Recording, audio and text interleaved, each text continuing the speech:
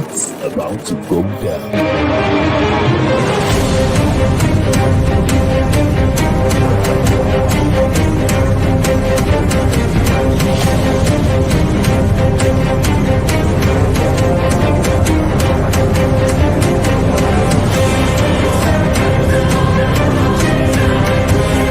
It's lovely pass, and here he turns cleverly. Can he find a finish? Oh, he can! Skilled by Joshua, and a return right hand. Good counter right. Bullen is hurt. Second right hand. That clipped him as well. Now he goes in for the kill. Well, Ricciardo is inching into the lead, and Ricciardo that win the Italian Grand Prix! Iguodala running the floor.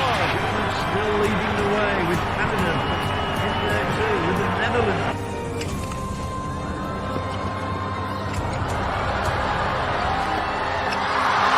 And Musa makes it 4 goals in 2 World Cup matches. The Monaco Grand Prix! Ricciardo triumphant in Monza. Through Bowden, Barrett, and an early touch and an excellent. Sports Orbit. We make the world go round. Hello, viewers out there. Thank God it's Friday. You're welcome to Sports Orbit, reaching you from the Leadership Podcast Studio. My name is Afa Acho, and today I'm here alone. But that notwithstanding, I'm going here to give you a great and exciting show on today's episode of Sports Orbit. And first, we'll begin with what the WAFCON 2022, where the Super Falcons of Nigeria will be in action tonight for the last time in this year's edition of the competition as they take on Zambia in the bronze medal match, bronze medal encounter of that match, which will take place tonight at 9 p.m. Nigerian time. And looking ahead to that match, coach of the Super Falcons, Randy Waldrum, has insisted that his side can cope with the absence of some key players in today's encounter against the Copper Queens of Zambia. The 9 times champions will look to secure third position at the 2022 African Women's Cup of Nations when they take on the Zambians at the Stade Mohammed v Casablanca in Morocco. Waldrum's side will be without the trio of Onome Ebi, Halimat Ayinde, and Rashidat Ajibade for the game. Ebi suffered a hamstring injury in the semi-final defeat to Morocco on Monday and is expected to spend around 6 weeks on the sidelines. The duo of Halimat Ayinde and Rashidat Ajibade will also miss the game through suspension. Recall that in that semi-final match against Morocco, the duo that's talking about Rashidat Ajibade and Halimat Ayinde were shown red cards in the course of that game, and as a result of that, they will not be in action for the Super Falcons in tonight's encounter. Speaking ahead of the game, coach Randy Waldrum said, "We have 2 players suspended as a result of red cards in the last game, and we also have some players down with injury. So there will be changes, but we will go for the best legs that will give us victory today." So like I said, that match comes up at 9 p.m. Nigeria time, and the Super Falcons will be hoping to at least return home with something. Well, not what they expected, but going into this competition, like Coach Randy Waldrum has said at the beginning of this competition, that the target was actually the World Cup. Having achieved that target, the Super Falcons now set a new goal for themselves, hoping that they were going to at least make it a record 10 title, but that was not to be as they lost the semi-final encounter to Morocco on 5-4 on penalties in that one. So they will now settle for the third place match against the Copper Queens of Zambia, who also lost against fellow South Africans. That's the Bayana of South Africa in that encounter. So the Super Falcons will be hoping that at least they return with a bronze medal back to Nigeria. So right here, we'll be wishing the Super Falcons well in that encounter. At least, like they say, half bread is better than none. So we hope that Super Falcons will at least, clinch the bronze medal. Having booked a ticket to the World Cup, a bronze medal, should be enough to at least console not just Super Falcons, but the millions of football-loving Nigerians all over the world. Now, away from that, now to the CAF Awards, actually, which were held last night in Morocco, where Super Falcons of Nigeria striker Asisa Oshoala and Sadio Mane of Senegal also retained their CAF Player of the Year award. Both players were named 2022 CAF Player of the Year in the men and women categories at the ceremony held in Rabat, Morocco last night. Mane, who claims his second award after winning it in 2019, the first time he won the award, he had to beat off competition from former Liverpool teammate Mohamed Salah and compatriot Edward Mendy. For Oshoala, who also won it in 2019, it is a record fifth title as she now surpasses former Falcon striker Perpetua Mwokocha. The Barcelona star finished ahead of Ajara Chot-Njoya of Cameroon and Inter Milan and Zambia's Grace Chanda, who plays for Big Kisgurt. Other winners at the award include Pape Matassa of Senegal, and Tottenham Hotspur was named as young player for men, while Evelyn Badu of Ghana, who also plays for Sekondi Hasaska's ladies, won the Player for the Year of the Year awards. For Oshoala, this will be a record fifth title for her. Well, other awards also that went down, of course, the coach of Senegal, that's talking about the World Cup winning, the Nations Cup winning coach, that's talking about Aliou Cisse, won the award for the men's coach, while Desiree Ellis won the award for Coach of the Year in the women's category. Well, it was an interesting award, but some watchers of that award said the usual glamour that you expect from a CAF, Player of the Year award was missing. The award, yes, beautifully staged, but some elements of that award were missing. Of course, some Nigerians made appearance on that award, presenting in awards also. JJ Okocha was also presented award to the best goal, while, of course, Nigerian music star Davido was also there, who presented an award also in that one. So congratulations to Asisa Oshoala for at least making Nigeria proud in that award. Now, away from that, now to some news concerning the Super Falcons. Here on this show yesterday, we told you how the president had approved some amount of money to be paid to the Super Falcons after they had to, boycott their training in protest of some allowances owed to them. But from what we're hearing, that as against $10,000 being owed to them, NFF is paying them $1,000 each. According to a report by the BBC World Football correspondent and former NFF Reforms Committee member Osasu Obayuana informed on his verified Twitter handle of the development. So some days ago, he said players of the Super Falcons have reportedly received $1,000 of the minimum $10,000 they are entitled to. Coach Randy Waldrum got $2,000, and assistant coaches got $1,500. Backroom staff got $1,000 each, and he asked, when will they be paid the remaining cash? Recall players of the Super Falcons did not take part in a training program that was scheduled for Wednesday morning in Casablanca. Yesterday on this program, we told you how these Falcons had to go on a protest, for the refusal, or shall I say, NFF was not forthcoming or foot dragging, shall I say, in paying them their allowances. Or as a result of that, they had to boycott training leading up to their encounter against Zambia tonight. But from what we are hearing, some monies were paid to them, but not the full amount of money.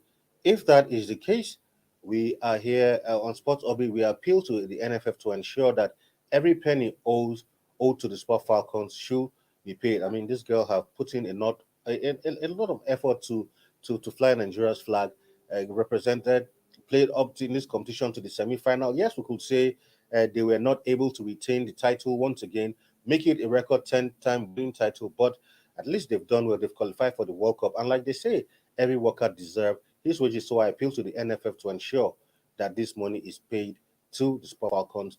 And then we'll go on a quick break. And when we come back, Sport Orbit continues. Don't go nowhere.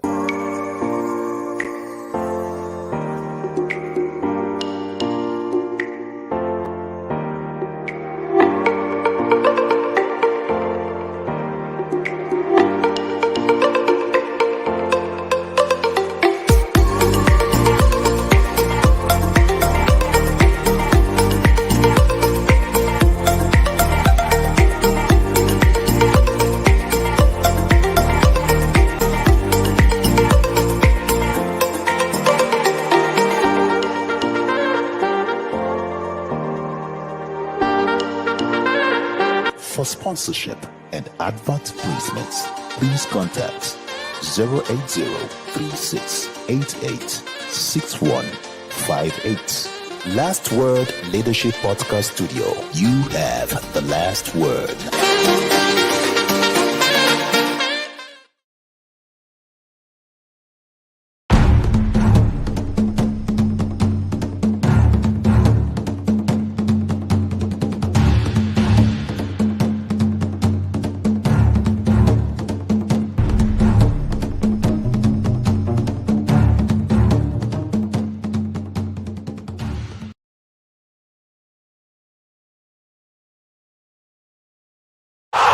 Sports Orbit.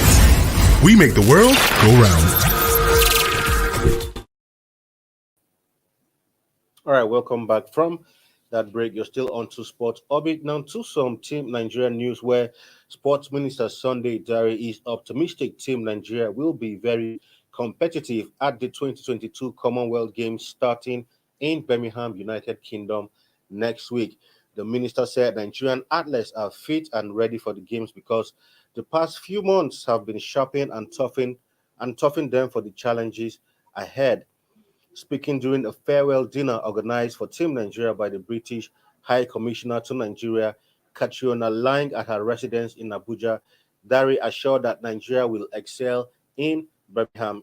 According to the minister, he said, the last few months have toughened our athletes. As I speak now, some of them are in Eugene, Oregon, United States of America for the World Athletics Championships. Before now, some were in Mauritius for the African Senior Athletics Championships. By being part of these competitions, I can say that Team Nigeria is fit and ready. We will compete with determination and fairly. As a ministry, we have tried to provide resources as much as we can afford for our athletes to be well prepared, and we are sure of great success. Speaking further, he's in her welcome address, the British High Commissioner Catriona Lang expressed delight at the opportunity to host Team Nigeria to a farewell reception, extending special appreciation to the Sports Minister Sunday Dare and the President of the Nigerian Olympic Committee, Engineer Habu Gumel, for making it happen. According to her, I know Team Nigeria athletes will do this nation proud. I know they have worked extremely hard, put in so many hours of training and competing to represent Nigeria. Do not forget those sacrifices you have made and use that memory, that muscle, that energy to pull through your most challenging moments. In the end, it is only you who can give your best. Describing Birmingham, the venue of the Commonwealth Games, as a modern and bustling metropolis and one of the most diverse cities, as well as being a truly multicultural destination. Lang revealed that it has thousands of members of the Nigerian diaspora living there, so African and Nigerian delicacies will be within reach. Adding in the Pidgin language that I know, say una go do well, according to her, make una carry plenty medals, come o, according to Catriona Lang. In his own remarks, President of the Nigerian Olympic Committee, Engineer Habu Gumel, charged the Nigerian athletes to be good ambassadors. He also thanked Catriona Lang for hosting the team and expressed confidence in the ability of Birmingham to host the rest of the Commonwealth successfully. Nigeria will be competing in 9 sports at the game. The sports are athletics, boxing, judo, wrestling, weightlifting, table tennis, para athletics, powerlifting, and para table tennis. Now, away from that, now to some transfer news where Nigerian midfielder Kelechi Nwankali has signed for Spanish second division outfit SD Ponferradina. The club has announced Nwankali last played for another second division side, Huesca, who terminated his contract in April this year. A statement released by Ponferradina on their website read, Kelechi Nwankali is a new player for SD Ponferradina. The new blue and white midfielder will thus continue his career in La Liga Smart Bank, in which he has competed in the last 2 seasons with AD Alocon and SD Huesca.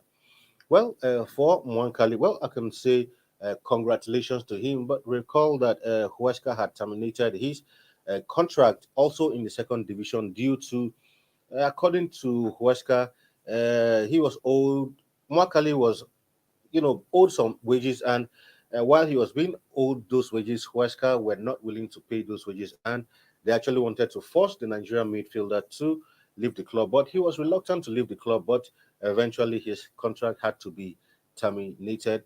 Well, a lot of Nigerians are not too happy about the situation with Nwakali because if we recall, he was one of the brightest stars who emerged from the Nigerian Flying Eagles team some couple of years ago. And a lot of football-loving Nigerians had hoped that the young man was going to, stamp his mark on some of the big leagues in Europe. But since that move, at the point he was at Arsenal, but he couldn't make his mark at Arsenal, and Arsenal had to, let him go where he joined Huesca. And at Huesca, being in the second division, we expect that a player of one Cali stature should have been playing at least in the La Liga for now. But fine, good enough for him. He has been able to find another club, breaking up from the shackles of Huesca, who were almost holding him to ransom in that one. Well, we wish him well, and we hope that this can only be a spring to bigger and better things for the Nigerian midfielder. With so much potential, and we can only hope that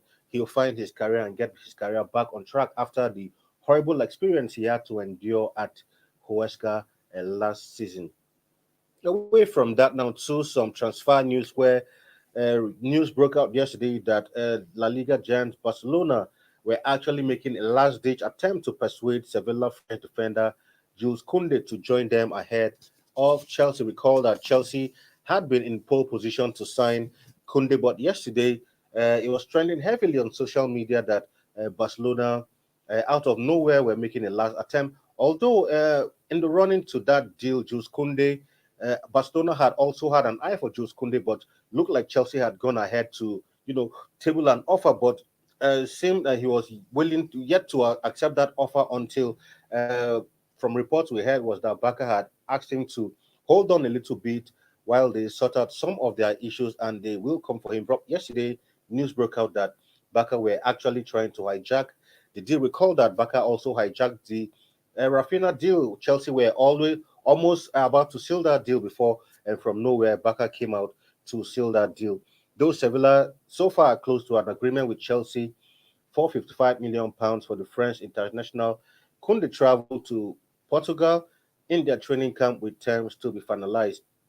The Blues are looking to bring in Koundé on a 5-year deal as they aim to strengthen their defensive options. Thomas Tuchel is eager to bring in more centre backs following the departures of Andres Christensen and Antonio Rudiger to Barcelona and Real Madrid, respectively. The London club have already signed Kalidou Koulibaly from Napoli and are holding discussions with Paris Saint-Germain over Presnel Kipembe. Jasko Vardiol of RB Leipzig is also being considered. However, Barcelona also have a strong interest in Koundé, with Xavi rating the 23-year-old very highly. Well, we hope this does not happen because I think Barcelona has been in the habit of hijacking players that Chelsea seem to be interested in. Recall, like I said earlier, the Rafinha deal. And of course, Rafinha, first of all, Arsenal were in the running for the Rafinha deal, but out of nowhere, Chelsea came up. It was almost a done deal before Barcelona came, and Rafinha had to, according to him, say that it has always been his dream to play for Barcelona. And last week, he actually sealed that deal to the Camp Nou. Now, to some athletics, now talking about the World Athletics Championship currently ongoing in Eugene, Oregon, in the United States, where Noah Lyles produced a scintillating performance to retain his world 200 meters crown as United States sprinters claim their second podium clean sweep at the World Championships in Oregon. 5 days after Fred Kelly led a USA 1-2-3 in the 100 meters, Lyles delivered another show-stopping display at Hayward Field, scorching to victory in 19.31 seconds, the fourth fastest time in history.